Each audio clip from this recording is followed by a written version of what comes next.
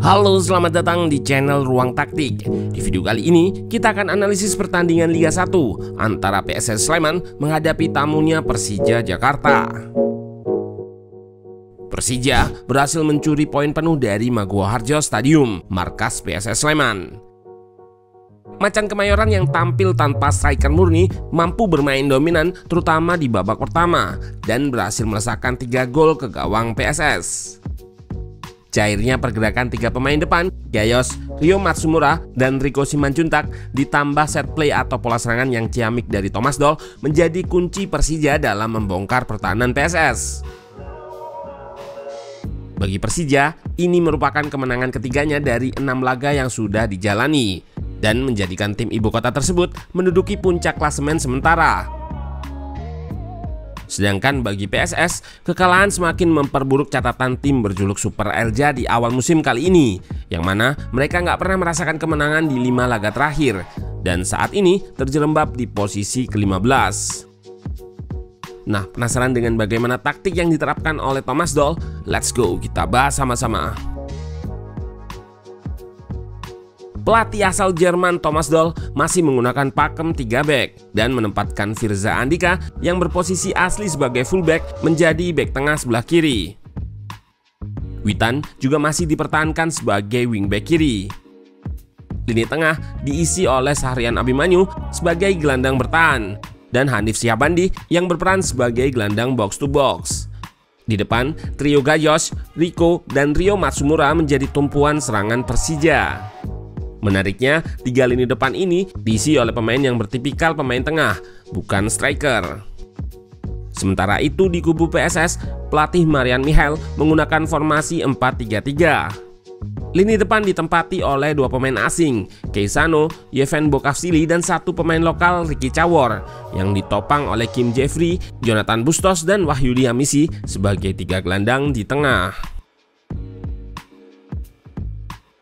Di fase bangun serangan atau build up, bek Persija berperan penting dalam proses progresi atau mengalirkan bola ke depan. 3 bek Persija semuanya memiliki kemampuan untuk mendistribusikan bola baik dengan umpan pendek ataupun dengan umpan panjang. Ditambah, PSS lebih bermain menunggu. Pemain depan nggak melakukan pressing sehingga bek-bek Persija semakin leluasa dalam menguasai bola dan memprogresikannya ke depan. Bahkan terlihat di sini, Kudela bisa dengan bebas menggiring bola melewati lini tengah PSS. Persija seringkali melakukan progresi menargetkan pemain di area half space kiri. 2 gelandang Abimanyu dan Hanif lebih banyak dimarking oleh pemain PSS, sehingga 3 pemain depan yang akan bergantian turun untuk jemput bola.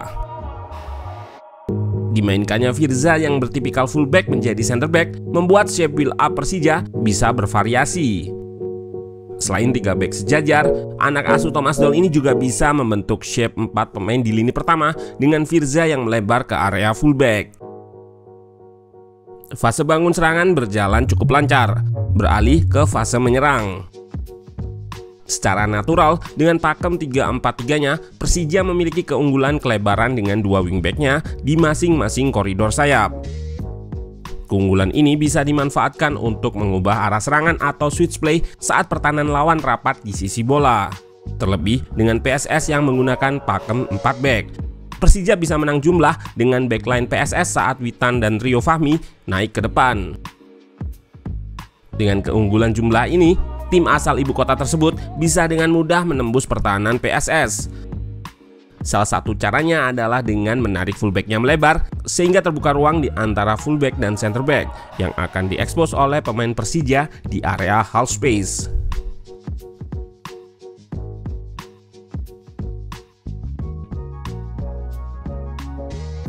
Keunggulan struktur kelebaran ini juga yang terlihat di gol pertama Persija. Gol ini terjadi di mana crossing yang dilepaskan oleh Rio Fahmi gagal dijangkau, namun masih bisa dikuasai oleh Witan di kiri. Witan yang nggak terkawal dengan leluasa melepaskan crossing kedua yang kali ini berhasil dimaksimalkan oleh Hanif Syahbandi yang muncul dari belakang.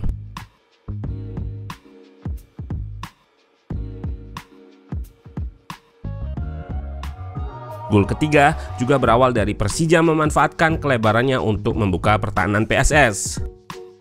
Terlihat setelah bola dikuasai Rio Fahmi di koridor sayap, backline PSS akan merenggang karena fullbacknya yang harus melebar. Hanif yang berada di koridor half space langsung bergerak naik mengekspos ruang yang terbuka tadi.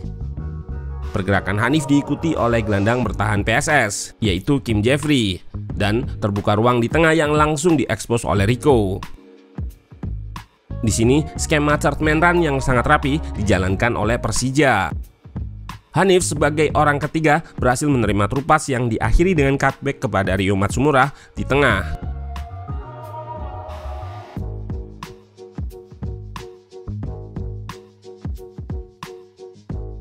Selain kelebaran, seperti yang disampaikan di awal, cairnya 3 pemain depan juga menjadi kunci bagi Persija guna membongkar pertahanan PSS.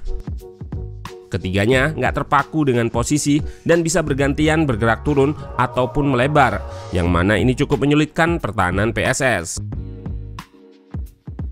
Chemistry yang terjalin antara Rio Matsumura dan Rico Simanjuntak juga beberapa kali menjadikan keduanya bisa melakukan link up. Terlihat 2 pemain lincah ini sudah paham kemana harus bergerak di saat salah satunya menguasai bola.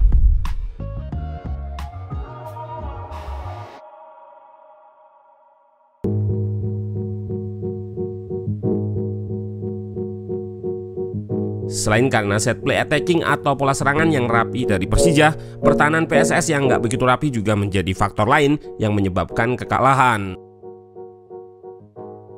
Seperti yang terlihat di gol kedua Persija, di situasi corner nampak PSS menumpuk banyak pemain di kotak penalti dan nggak ada yang menjaga area di tepi luar kotak, di mana ada 2 pemain Persija yang nggak terkawal, sehingga bisa dengan leluasa menerima bola muntah. Meski tembakan pertama berhasil diblok, namun tembakan kedua yang dilepaskan oleh Firza dari jarak yang cukup jauh gagal diantisipasi oleh kiper asing PSS, Anthony Pintus.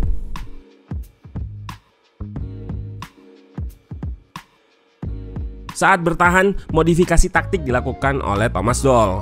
Jika biasanya formasi 3 back akan berubah menjadi 5 back, di laga ini saat bertahan shape defense Persija berubah menjadi 4 back. Witan yang bermain sebagai wingback nggak turun sejajar dengan backline. Sisi sayap kiri akan diisi oleh Firza yang berubah menjadi fullback. Persija di bawah asuhan Thomas Doll semakin menunjukkan kematangan taktikalnya. Laga demi laga dijalani, kualitas eksekusi taktik yang dijalani oleh pemain Persija semakin baik. Pun begitu, yang masih menjadi PR adalah bagaimana mereka bisa tetap mengontrol pertandingan meskipun sudah unggul.